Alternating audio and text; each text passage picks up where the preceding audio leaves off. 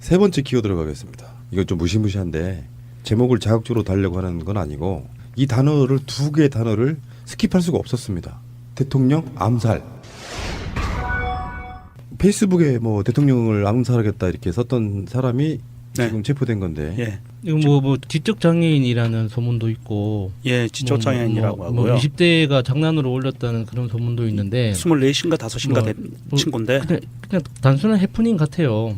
그런데 그 SNS에 이런 거 협박글을 올리면은 검거하는데 그 이것보다 훨씬 심한 폐륜적인 그 글들을 수시로 싸대는 인간들은 왜 가만히 두는지 그게 더 답답하죠. 이제 일외에서 그런 글들이 종종 올라왔었죠. 예. 이번에 대통령 선거가 끝나면서 삭제 요청이 줄을 이었던 글들 대부분 이제 그런 것들인데 우리가 이것을 그냥 해프닝으로 끝날 거라고 보면 안 돼요. 이거는 국가원수 대통령에 대해서 살인을 하겠다. 암살을 하겠다는 거. 살인을 하겠다. 살인을 하겠다라는 이게 법조항이 있어요. 살인 예비 음모죄라고 있어요. 여기서 이제 음모죄는 여러 명의 공범이라고 하니까 빼고 살인 예비죄가 이게 형법의 조항에 있습니다. 그래서 누군가를 특정하고 조건이 있어요. 내가 죽이려고 하는 사람을 특정을 해야 돼. 누군가. 그리고 그런 마음이 있어. 그럼 그걸로 충분해요. 처벌할 수가 있어요. 그 마음을 먹는 것만은 거 가지고 아니죠. 공표를 해야죠. 공표를. 페이스북에 댓글로 달았잖아요. 자기 의지를 표현했잖아. 특정을 해서 누군가를. 그러면 살인 예비죄가 돼요. 좀 살벌한데요. 네, 요게 이제 일베류들이 좀 착각하고 있는 게 있어요. 일종의 표현의 자유다. 그러니까 아니 대통령 뭐 죽인다는 말도 못하냐? 뭐 이렇게 얘기할 수 있는데 대통령이 아니고 일상으로 한번 돌아와 보자고요. 내가 희랑님에 대해서 어떤 원한이 있어가지고 내가 쟤를 죽여버릴 거야. 이야기를 공공연하게 하고 다닌다고 쳐봐요. 그 자체가 범죄, 엄청난 범죄거든요. 협박 뭐 이렇게 되는 거죠. 근데 그것도 일국의 대통령이야. 이건 어떤 관점으로 저는 보고 싶냐면은 지난 정권 때 이명박이나 박근혜에 대해서 오픈된 SNS에 이명박 암살해버릴 거야 이렇게 쓴다고 하면 어떻게 됐을까요? 큰일 나죠. 바로 체포. 네. 이거 실형도 살아야 되는 이런 상황이었을 거란 말이에요. 실형감이에요. 이거는 그러니까 살인 예비죄라니까요. 이게 간단한 문제가 아니에요. 그래서 우리나라 법원 판례도 다 그렇게 나와 있습니다. 간첩이 무장공비가 총을 들고 난파를 했어요. 그래서 잡혔어. 그러면 살인 예비죄냐 아니냐. 근데 예비죄가 성립이 안 돼요. 누구를 죽이려고 했는지 특정하지 않았기 때문에.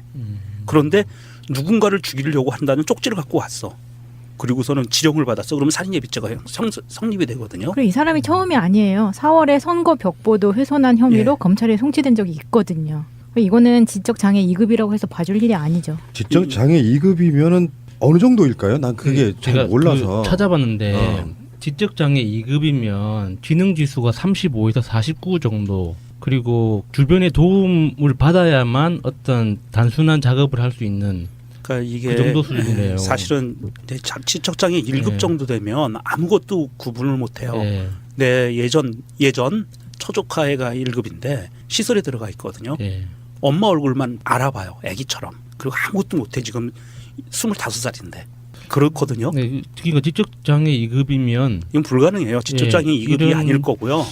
타이핑을 할 수 있을까? 네, 불가능하고 한 가지 저기 국제뉴스 하나만 좀 관련돼서 말씀드리겠습니다. 독일 검찰이 전직 대통령, 독일의 전직 대통령과 정치인들을 암살하기 위해서 몇 명이 작당을 해서 준비하던 단계에서 이걸 긴급 체포를 해버렸어요. 독일에서요? 예, 이건 5월달 뉴스입니다. 우리 문재인 대통령 당선되던 날 5월 10날 뉴스 나온 건데 5월 9일날 그 전날 그 급습을 해가지고 군인들이었어요. 이 사람들을 체포를 합니다. 살인 음모죄가 예비죄가 이만큼 무서운 거예요. 예비와 음모죄가 이 사람들은 여러 명이었기 때문에 음모거든요. 우리는 대륙법을 따르기 때문에 비슷해요. 독일법이 대륙법이기 때문에. 그래서 우리나라도 이게 예비와 음모를 살인을 위해서 예비와 음모를 했다면 이거는 처벌을 해야 되는 거예요. 그냥 경찰이 봐서 해프닝으로 넘어갈 일이 아닌 거예요. 그 대통령을 대상으로 하는 암살에 대해서 우리나라도 한번 사례가 있잖아요. 그 박정희 대통령이 김대규 씨가 그 사살을 했지 않습니까? 네. 그래서 그 관련된 그 영화나 이제 이런 기록들이 있는지 보니까 영화는 제가 평소에 좋아해서 많이 보는 분야긴 한데 그 벤티지 포인트라는 영화가 있어요. 굉장히 그 이 실제 그 암살 현장인 것처럼 그 페이크 다큐라고 하죠. 그런 영화인데 되게 재밌어요. 대통령의 죽음이라는 영화도 있고 그 암살 관련해서 가장 유명한 영화가 JFK 다들 들어보셨을 거예요. 네. 그리고 우리나라에서도 2004년도에 그때 그 사람들 한 적 있죠. 26년도 있고요. 김재규 평전도 되게 재밌습니다. 바람 없는 천지에 꽃이 피겠나라는 책이 있는데 김재규가 그 법정에서 진술했던 굉장히 디테일하게 나와 있거든요. 이게 지금 살인 예비죄 같은 경우는 좀 더 정확히 이야기하면 이렇게 보실 수 있을 것 같아요.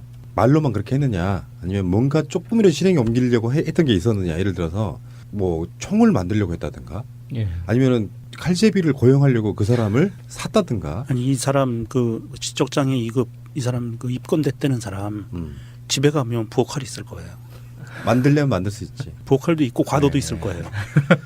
망치도 있고. 네, 그러니까 정말 미친 사람이 SNS에 썼다. 이거 아닐 수도 있다는 생각을 해본 거야. 가장 그런 거를 엄중하게 빠져나가기 쉬운 건 이런 거 있을 수 있잖아요. 내 새끼가 진짜 약간 또라이야. 바보는 아니고 또라이여서 정말로 그런 걸 할 것 같아. 근데 경찰이 잡으러 왔어요. 이럴 때 가장 둘러대기 쉬운 말 중에 하나는 이런 게 있습니다. 이 지적 장애 있는 애라고. 약간 바보처럼 행동하고 그런 방식으로 해서 이렇게 어떤 상황을 무마하는 경우도 있을 수 있다고 보고요. 근데 이건 상황이 정확히 모르겠지만 암살 이런 걸 위해서 가끔씩 이렇게 나오면은 꼭 이런 놈들이 또 국민들 무시하는 이명박근혜에 대해서는 또 순종적이야. 국민하고 막 잘해보려고 하는 사람에 대해서는 이렇게 막해. 그쪽 정권과 이쪽 정권의 차이점 하나가 법적으로 하지 보복하지 않는다. 뭐 이런 차이가 있는 거잖아요. 그러니까 무서운 게 없으면 막 들이대 갖고 왜 그런 거 있었죠. 저쪽 대세론 후보한테는 찍소리도 못해요. 선거를 보면. 근데 야당 대세론 후보한테는 또 함부로 돼. 보복하지 않는다. 그 조기숙 교수님이 그 권위주의에 대해서 말씀하셨잖아요. 힘없는 사람한테 약자한테 약한 사람한테 함부로 한다고. 강자한테 강하고 약자한테 약한 사람들. 그래서 그 사람들이 훨씬 더 편하게 욕하고 그런다고. 그런 게 이제 대표적으로 노무현 대통령이었고 지금 문재인 대통령 같이 약한 사람한테 약한 이런 분들이 더 이렇게 안 좋은 일을 많이 당할 수 있다고 하더라고요. 이제 진짜 하고 싶은 이야기는 이런 겁니다. 아무 일이 없으니까 경호팀들도 마음은 느슨해질 수밖에 없고 대통령은 스킨십을 좋아하는 분이고 국민들과 그러니까 꺼리낌 없이 들어가잖아요. 이럴 때일수록 경호의 긴장을 끌어넣지면 안 되는 게 역사적으로 보면은 미친 짓 그런 놈들은 진짜로 미친 놈들이기 때문에 가능한 거예요. 일반인들은 하나도 못해요. 수억을 준다고 해도 못한다고요. 그런 사람들을 항상 늘 조심해야 된다는 거예요. 이거는 그 대통령 경호에 진짜로 문재인 대통령은 스킨십 소통을 위해서 경호를 일정 부분 많이 빼고 있어요. 지금도 뺐고 그래서 현장에서 보면 경호원들이 잘 안 보이는 것 같은 느낌이 들어요. 그 정도로 많이 빠져 있는데 이거는 경호팀에서 좀 전략 전술을 다시 짜야 될 것 같아요. 그래서 예전에는 군부 독재 시절에는 군부 독재까지 할 필요 없어요. 박근혜까지만 하더라도 대구 서문시장에 가면 경찰 병력을 쫙 깔아가지고 다 통제를 했어요. 그리고 전체를 포위해서 아무도 못 움직이게 하고 경호원들 줄 서서 깔고 상인들하고 악수하는 사진만 찍었거든요. 거기까지 바라는 건 아닌데 이 경호팀에서는 정말 이 경호에 만전을 기해야 돼요. 이 또라이 같은 놈들이 이런 애 하나라고 우리가 생각할 수가 없거든요. 일베에 올라오는 글들이나 이런 것들을 보면 한두 명이 아닐 거예요. 이런 바보 같은 나쁜 놈들이. 그러니까 이건 충분히 그거에 대해서 대비를 해야 되고 그런 불상사가 생기지 않아야 될 것 같습니다. 자, 알겠습니다. 경호 잘하시고요. 재밌는 거 여러분들 한 번쯤 생각해 본 적 있는 거. 대통령 꿈 복권. 대통령 꿈꾸고 복권 샀는데 당첨됐다 이런 거는 이제 다 개소리고 솔직히 말씀드리면 캐몽하는 사람들에 의하면은 대통령 만나는 것과는 안 된다고 해요. 사인까지 받아야 되는데. 아 꿈에서요? 네. 꿈에서. 그리고 여러분들이 확실히 더 알아두실 것은 이런 게 있습니다. 꿈은 당일 효과가 있는 게 아니에요. 꿈꾸고 일어났어. 야 오늘 가기 전에 복권 사야지. 바보 같은 짓이다. 꿈의 효력은 1년짜리도 있고 심지어 10년짜리도 있고. 그걸 어떻게 할 수가 있어요? 꿈은 당일에 유효하지 않다 이런 거죠. 당일에 화내는 게 아니라 예지몽 같은 것이 어떻게 단 하루를 꿈의 효력이 있다고 생각하세요? 심한 경우는 10년짜리도 있는 거예요. 예를 들어서 누가 태몽 꾸잖아요. 근데 태몽이 누가 봐도 크게 될 놈이야. 그것은 앞으로 60년 후에 일어날 일인 거예요. 저 너무했다. 우리 대통령 꿈을 꾸신 마차님 한번 얘기 좀 해주시죠. 아니 제가 그 꿈을 꾸긴 했는데 문재인 대통령 말고도 이명박도 나오고 박근혜도 나왔어요. 그 전에도. 그리고 심지어 정말 막 성인이 된 신부님이 성가대에 사람들이 많이 있는데 저한테만 그 성가대 책을 딱 주는 꿈도 꾸고 막 그래가지고 저는 내가 정말 성공하겠구나 이 사업으로. 그렇게 자기 의지를 표현했잖아. 예. 특정을 해서 누군가를. 그러면 살인 예비죄가 돼요. 좀 살벌한데요. 네, 이거? 요게 이제 일베류들이 좀 착각하고 있는 게 있어요. 일종의 표현의 자유다. 그러니까 아니 대통령 뭐 죽인다는 말도 못하냐? 뭐 이렇게 얘기할 수 있는데 대통령이 아니고 일상으로 한번 돌아와 보자고요. 내가 희랑님에 대해서 어떤 원한이 있어가지고 내가 쟤를 죽여버릴 거야. 이야기를 공공연하게 하고 다닌다고 쳐봐요. 그 자체가 범죄, 엄청난 범죄거든요. 예, 협박 뭐 예. 이렇게 되는 거죠. 근데 그것도 일국의 대통령이야.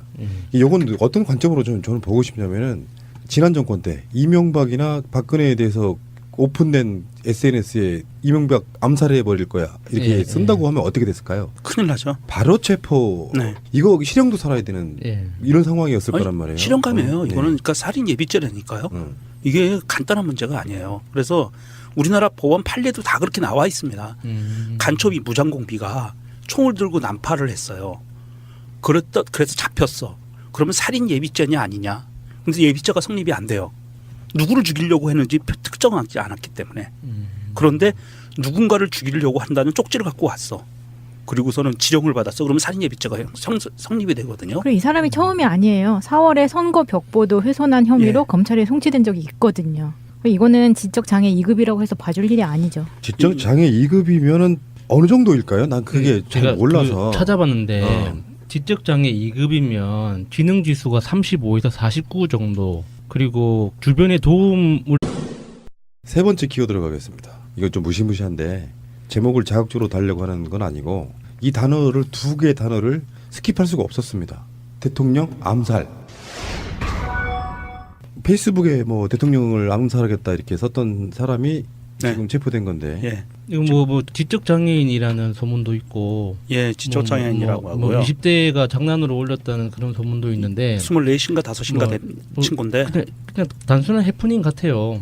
그런데 그 SNS에 이런 거 협박글을 올리면은 검거하는데 그 이것보다 훨씬 심한 폐륜적인 그 글들을 수시로 싸대는 인간들은 왜 가만히 두는지 그게 더 답답하죠. 이제 일외에서 그런 글들이 종종 올라왔었죠. 예. 입을 받아야만 어떤 단순한 작업을 할 수 있는 그러니까 이게 그 정도 수준이네요. 사실은 지적 장애 1급 예. 정도 되면 아무것도 구분을 못 해요. 예. 내 예전 처조카애가 1급인데 시설에 들어가 있거든요. 예. 엄마 얼굴만 알아봐요. 아기처럼. 그리고 아무것도 못 해. 지금 25살인데. 그렇거든요. 네, 그러니까 지적 장애 2급이면 이건 불가능해요. 지적 장애 2급이 이런 아닐 거고요. 타이핑을 할 수 있을까? 네, 싶네요. 불가능하고 한 가지 저기 국제뉴스 하나만 좀 관련돼서 말씀드리겠습니다. 독일 검찰이 전직 대통령, 독일의 전직 대통령과 정치인들을 암살하기 위해서 몇 명이 작당을 해서 준비하던 단계에서 이걸 긴급 체포를 해버렸어요. 독일에서요? 예, 이건 5월달 뉴스입니다. 이번에 대통령 선거가 끝나면서 삭제 요청이 줄을 이었던 글들 대부분 이제 그런 것들인데 우리가 이것을 그냥 해프닝으로 끝날 거라고 보면 안 돼요. 이거는 국가원수 대통령에 대해서 살인을 하겠다, 암살을 하겠다는 거, 살인을 하겠다, 살인을 하겠다라는 이게 법조항이 있어요. 살인 예비 음모죄라고 있어요. 예.